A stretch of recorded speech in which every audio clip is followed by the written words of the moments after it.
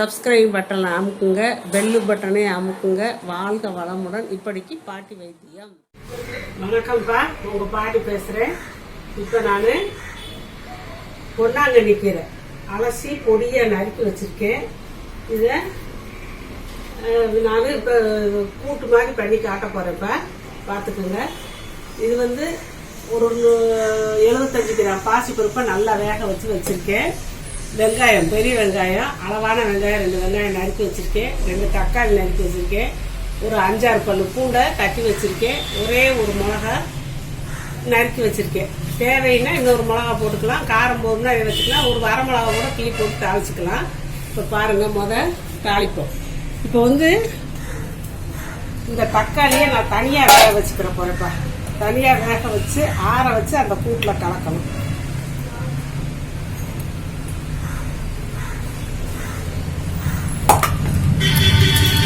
கொஞ்சம் அந்த அரிசி கழுவுன தண்ணியை ஊற்றி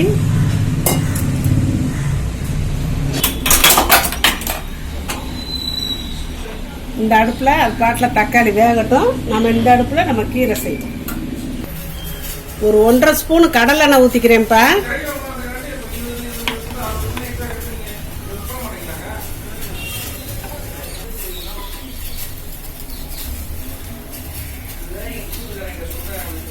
அரை ஸ்பூனு கடுகு போட்டுக்கிட்டேன்.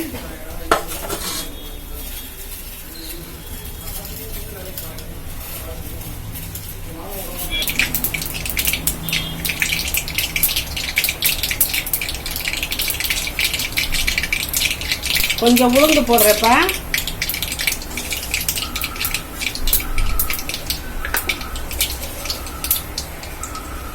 கொஞ்சம் சீரகம் போடுறேன். ஒரு அரை ஸ்பூன் சீரகம் போடுறேன்.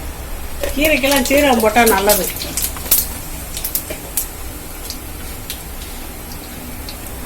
இப்போ வெங்காயம்,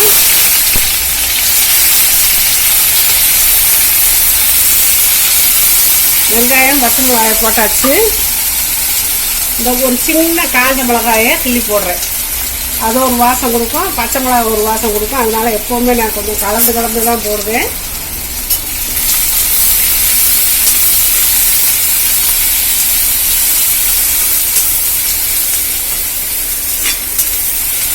கீரையில் நம்ம பருப்பு சேர்க்க போகிறோம்ல, அதனால கொஞ்சம் பெருங்காயம் போடுறேன்ப்பா. பெருங்காயம் ஒரு 2 சிட்டியை போட்டேன்.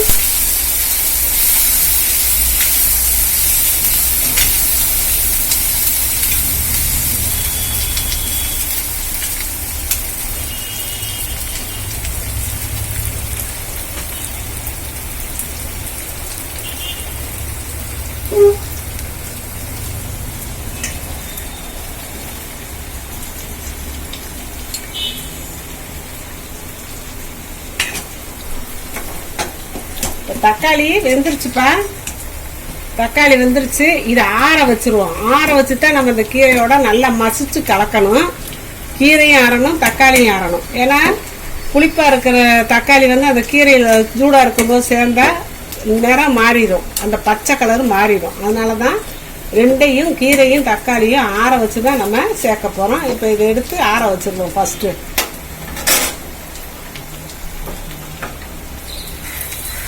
வெங்காயம் நல்லா செவக்க வந்தால் நல்லா வாசமாக இருக்கும்ப்பா. கீரையும் டேஸ்ட்டாக இருக்கும். அதனால் இப்போ கீரை செய்கிறதுக்கு தேவையான அளவு உப்பு இப்போ நான் போட்டுக்கிறேன். பத்தாட்டி அப்புறம் கொஞ்சம் போட்டுக்கலாம். இப்போ வெங்காயத்தோடு போட்டால் சீக்கிரமாக நல்லா செவக்கும். அதனால இப்போ போட்டேன்.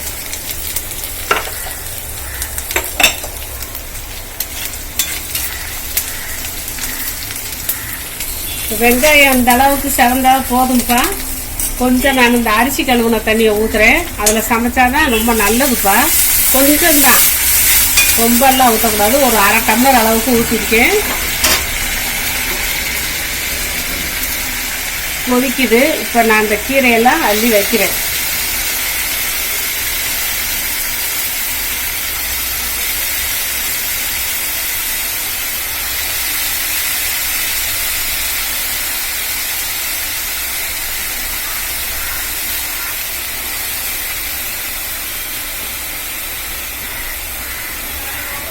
நான் கீரை சமைக்கிற முறையே பச்சை மாறாமல் சத்து கெடாமல் இருக்கிறதுக்கிட்ட நான் கோளாறாக சமைப்பேன்.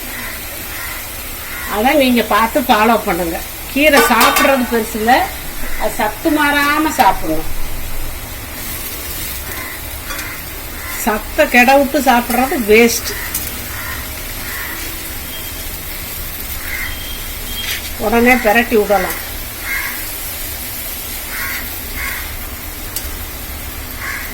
கீரை நிறைய கண்ணுக்கு தெரியும், அதுக்கு தகுந்த அளவு நம்ம உப்பு போட்டுறக்கூடாது. ஏற்கனவே கீரைகள் எல்லாம் கொஞ்சம் உப்பு சத்து இருக்கும். அப்புறம் அந்த கீரை வந்து வதங்கும் போது குறையும். அதுக்கு தகுந்தாப்புல நம்ம கொஞ்சமாக தான் கீரை சமைக்கும் போது ரொம்ப மேக்சிமம் கம்மியாக தான் போடணும். அப்புறமேல் பத்தலைன்னா வேணால் பார்த்து போட்டுக்கலாம். கீரைக்கு வந்து அரை உப்பு இருந்தாலும் பரவாயில்ல, அப்படி கூட நம்ம சாப்பிட்லாம், ஒன்றும் தப்பு இல்லை. கொஞ்ச நேரம் வேகட்டும், இன்னொரு பெரட்டு பரட்டலாம்.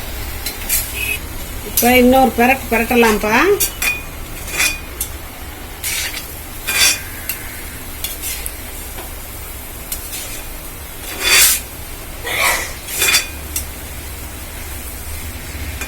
அந்த ஆவியெல்லாம் வெளியே போகுது இல்லையா, போட்டோம். அப்போ அதில் இருக்க கெட்ட அமிலங்கள்லாம், கீரையில் வந்து கெட்ட அமிலங்கள்லாம் இருக்கும், உடம்புக்கு ஒத்துக்கிறாத அமிலங்கள்லாம் அந்த ஆவியில் போயிடும். அதுக்கப்புறம் நம்ம மூடி வைக்கணும். மூடி வச்சா கீரையும் கருப்பாகாது, அந்த பசுமை நிறம் வந்து அப்படியே இருக்கும் நம்மளுக்கு. நம்ம இந்த ஸ்டேஜில் இந்த தட்டி வச்ச பூண்டு இருக்கு இல்லையா, அதை போட்டு பெரட்ட தேவையில்லை, நம்ம அப்புறமேல் பெரட்டிக்கலாம். இப்போ இந்த ஆவியெல்லாம் போயிடுச்சு. இனிமேல் கீரை வந்து நிறம் மாறாது. முதலே மூடி வச்சா நிறம் மாறிடும். ஒரு ஆவி போன பிறகு இப்படி மூடி வச்சிருவோம். ஒரு நிமிஷம் 2 நிமிஷத்தில் வெந்துடும். இப்போ 1 நிமிஷம் ஆச்சுப்பா, ஓப்பன் பண்ணி பார்க்கலாம். கீரை வெந்தது தன்னால் தெரியுது, ஒரு மாதிரி படிஞ்சு வருது பார்த்தீங்களாப்பா.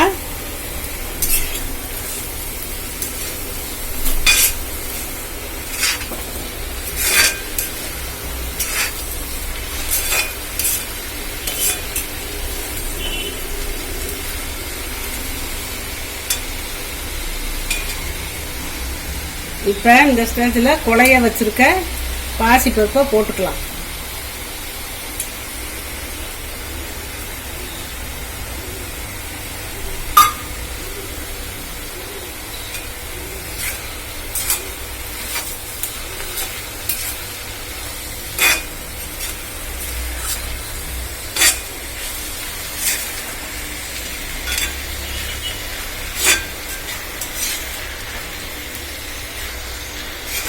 இதை வந்து சாதத்தில் போட்டு பிசைஞ்சு சாப்பிட்றதுக்குன்னா நம்ம கொஞ்சம் தேங்காய், சீரகம், பச்சை மிளகாய் அதை அரைச்சி இதில் ஊற்றி கொஞ்சம் தண்ணியாக வச்சுக்கிட்டா குழம்பு மாதிரி ஆயிரும். அதை அப்படி சாப்பிட்லாம்.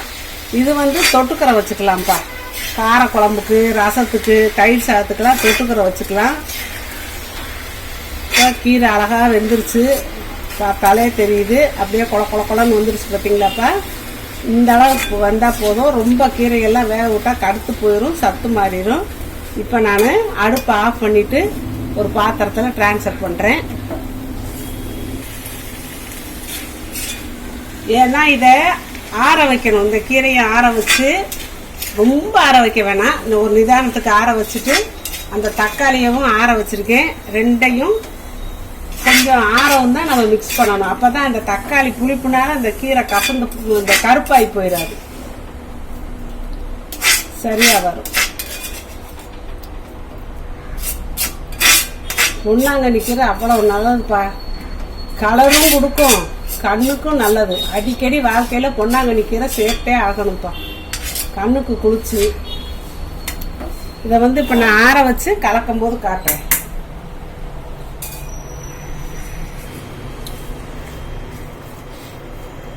இப்போ இந்த கீரையும் ரொம்பலாம் ஆறலப்பா, ஓரளவுக்கு ஆறி இருக்கு.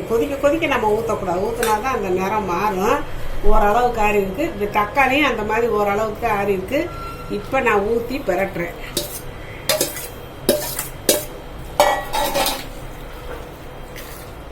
இப்போ அந்த பச்சை கலர் மாறாதுப்பா, ஆற வச்சு ஊற்றினா மாறாது. இதே ரெண்டையும் சூடாக எல்லாம் போட்டு வேக வச்சிங்க, தக்காளியும் கூடயே வேக வச்சிங்கன்னா உங்களுக்கு கலர் மாறும்.